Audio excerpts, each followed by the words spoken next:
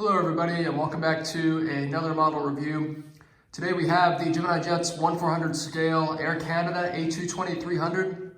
It's a brand new release and I'm really excited to take a look at it. Obviously this aircraft just started flying for Air Canada pretty much at I believe towards the end of last year. They recently announced the new routes for it, including Seattle to Montreal, as well as Toronto to San Jose, I believe. There's also a few new routes as well these days for the summer of 2020 and maybe some more, but it's definitely a game changer for Air Canada. I believe they have a pretty sizable order for a number of these aircraft. Of course, C-Series was the original name, originally a Bombardier built aircraft until Airbus essentially merged with them and sort of bought out that company. And so now it's a completely, Airbus aircraft, as the A220 is now the official name for it. But a very interesting aircraft, and I can't wait to check it out. It'll be really interesting since it's sort of a regional / mainline aircraft. But obviously it's doing some phenomenal routes. It's sort of the domestic version of the 787, sort of longer, thinner routes that don't need as many passengers. But I really hope the detail is good. So guys, let's check out this model. And here is the overall view. First impressions, definitely a good looking aircraft. I'm really happy with Gemini Jets on this one, honestly. Obviously, nothing came broken. I know that's been kind of an issue with Gemini Jets in the past, but they've included all the antennas. They have the Wi-Fi box as well. So definitely some good first impressions from me, and we'll just run through it sort of in detail here. I'll start with the nose cone, of course. Kind of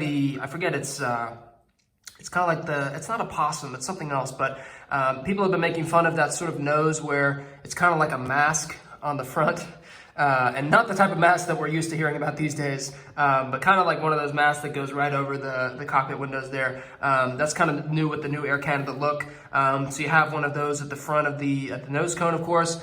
Some further details there as well, as you can see. The Star Alliance logo, we have the L1 door, the Air Canada titles, which are brand new, of course, painted in black. The little Air Canada logo down on the bottom there. And as we move towards, we have one overwing exit, of course. Engines painted black as well.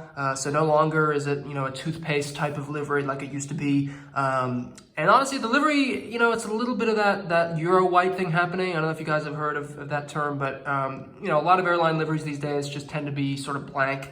But, Air Canada's is okay. At least they did a good job with the tail, and, they decided to go with black as their sort of main background color. But anyways, we have the overwing exits. I'll just give you an overhead view of those as well, so I can give you a shot at the overwing exits. So there they are as well. We have the black engines, like I mentioned. And let me just move that up a little closer. And as we move through the rest of the aircraft, we reach the registration, which, if that can't focus, that is Charlie Golf Romeo Oscar Victor. And then we have that last cabin door at the end, A220-300 written on the bottom, the Canadian flag, and then of course that Air Canada tail, which looks fairly modern and pretty swift. So that's first look at the aircraft. I'll show you a view of the other side as well. In terms of sizing, like I said, it's kind of a mid-size between, the mainline and regionals. It mainly is going to be serving sort of longer routes. It has the range, of course. Like I had mentioned, it services, Montreal to Seattle. I believe they'll be basing some aircraft at Montreal, as well as Toronto, of course, to do some sort of cross-country routes that don't really require, an A321 or an A320. But in terms of seat capacity, it's definitely less than those aircraft. But in terms of, starting new routes and also looking at retirements, possibly A319s, the rest of the Airbus fleet for Air Canada, they could definitely be looking at using the A220s as sort of a small replacement for some of those routes. But the A220-300 is the larger variant. There is an A220-100, of course. I'm not too sure if Air Canada has those, but obviously Gemini only released the A220-300, and that is the main aircraft that Air Canada is using for these transcontinental flights. So there's a view on the other side as well, and I'll just give you a shot of the bottom. The landing gear are not rolling, by the way.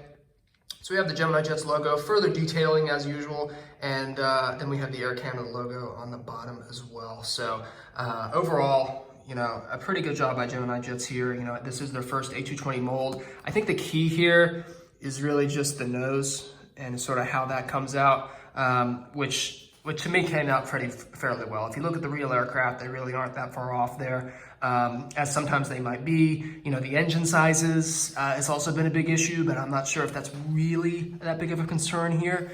From what I can see anyway, it's not really that, you know, they're not really that large.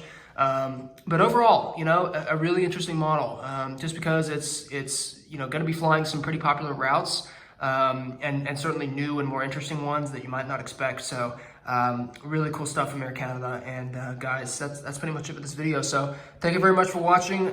Tune in for some more airport updates. I will be posting more. Of course, I do have the update in the background now, so that's kind of where we're at. I have a bunch of things happening here. You know, we're planning for more airport updates. I'm always ordering new models, so you know, always more stuff to come. So thank you very much for watching, and I will see you guys in the next one. Bye.